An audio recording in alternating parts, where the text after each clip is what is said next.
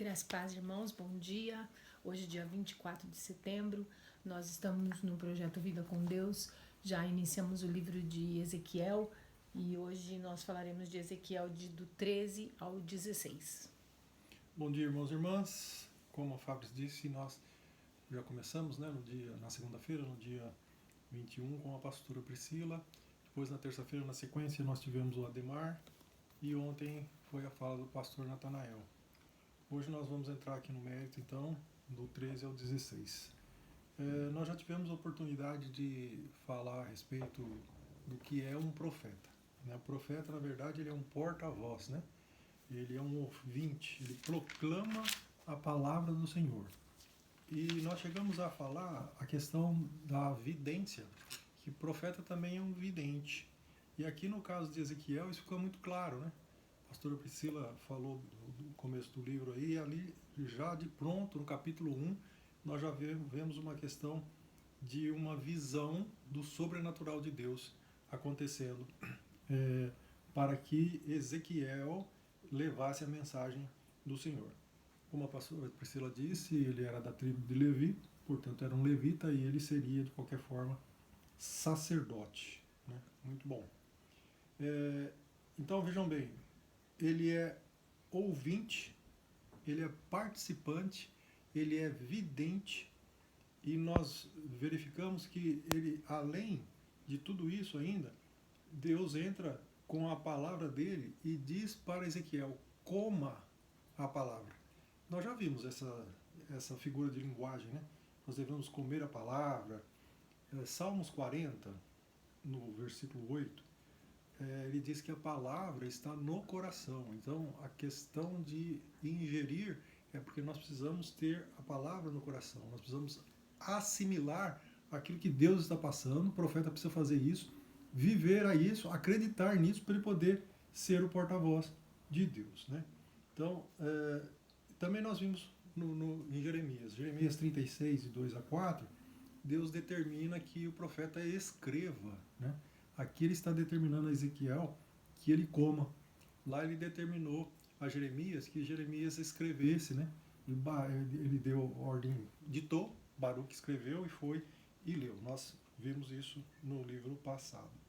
Então veja bem, além de tudo isso, dele ser um profeta que vê, que ouve, que Deus manda ele ingerir, além dele ver as coisas sobrenaturais de Deus, ele é conduzido através dessas coisas sobrenaturais. Então nós vemos coisas ali que a pastora Priscila muito bem disse. Esse livro aqui ele merecia um estudo mais aprofundado, mas, né, como a gente está fazendo uma simples devocional, estamos dando aqui um vernizinho para que a gente mais ou menos possa entender a palavra. Então, além de ver aquele sobrenatural, ele ainda é conduzido de um lugar para outro que Deus quer levá-lo, para que ele vá anunciar e fale a palavra. Vocês vão verificar ao longo dessas leituras que Deus está disciplinando, ele traz juízo sobre o povo, mas o povo separado, ele é filho, ele é tratado como filho. E como filho, Deus disciplina o seu povo. Então é como um pai que educa o filho.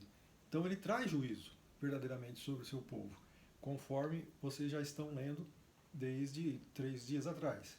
Mas esse juízo é para educação. E Deus sempre volta e perdoa, né? Faz o juízo, resgata o seu povo. E nós já tivemos também oportunidade de ver outros profetas, como Moisés, por exemplo, que o poder de Deus se manifestou não nos filhos, mas a favor dos filhos. Lembra lá das 10 pragas que foram jogadas sobre Faraó, né, e o povo do Egito? Moisés, profeta, vinha anunciar: olha, deixa meu povo ir. Se você não deixar, amanhã vai acontecer tal coisa. E assim sucederam as 10 pragas.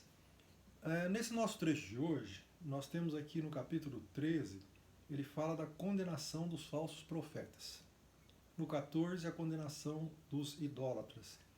No 15, ele fala da videira inútil, se referindo a Jerusalém.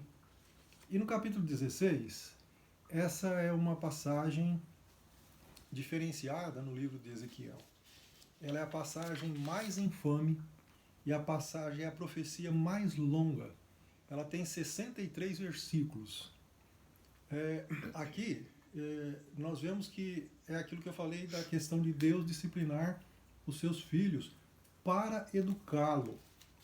Muito bom. Eu vou só ler aqui com vocês do 9 ao 14, que eu quero fazer uma correlação com o que nós vamos ver um pouco mais para frente depois, nesse mesmo livro do profeta Ezequiel. Então vamos lá.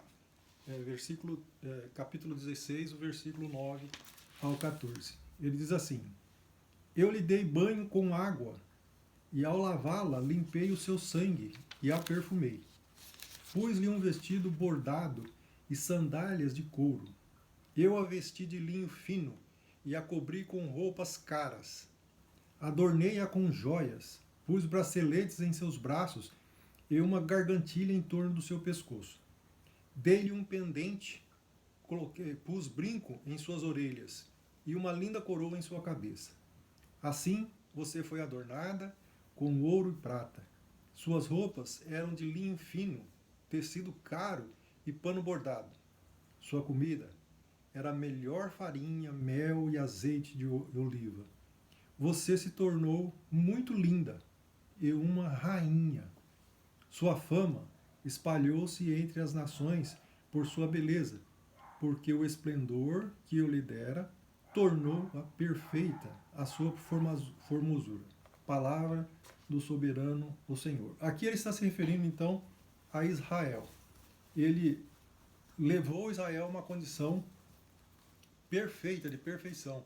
E a hora que ela chegou nessa condição, ela desobedeceu. Então, o primeiro passo aqui é desobediência. O primeiro pecado é a desobediência. Na sequência, vem infidelidade e, na sequência, normalmente, idolatria. E é isso que Deus está combatendo através do profeta. Daqui a uns dias, nós vamos chegar no capítulo 28. E lá no capítulo 28, nos versículos de 11 a 19, nós vamos ver uma profecia a respeito do rei de Tiro. E vocês verão que não é apenas uma profecia a respeito de um reinado terreno, mas é a respeito do primeiro pecado. O primeiro pecado aconteceu no céu, né? E foi praticado por um querubim. Só que esse pecado não tem perdão. E essa correlação que nós estamos fazendo aqui, ele no Éden fez o homem cair. Deus recupera o homem e reeduca, disciplina, para que ele verdadeiramente faça parte do seu reinado. E aquele querubim ungido caiu por terra e não tem perdão para ele. Isso nós vamos ver um pouco mais para frente, lá no capítulo 28. Só queria ressaltar, então, a questão do ser humano, do homem separado por Deus, do pecado e da restauração que Deus lhes dá. Eu só quero acrescentar aqui no que o César falou sobre o profeta. A função do profeta, também ali no versículo 5 do capítulo 13, é consertar as brechas, para que o povo de Deus possa resistir firme no combate no dia do Senhor. Às vezes pensam-se que ser profeta é um dom, né? uma designação muito fácil, mas você pode perceber aqui nesse versículo, consertar as brechas, resistir firme para que o povo resista firme ao dia do combate. Isso é o que eu queria colocar e pedir para que você se atente a ler bem e com detalhes esse livro de Ezequiel, porque o que eu percebi são muitas vezes a palavra dizendo: o Senhor, o soberano disse, o Senhor, o soberano me levou, o Espírito de Deus me ergueu. E se você se colocar nessa posição e permitir, você vai ser abençoadíssimo. Amém. Tenha uma boa semana, que o Senhor te abençoe.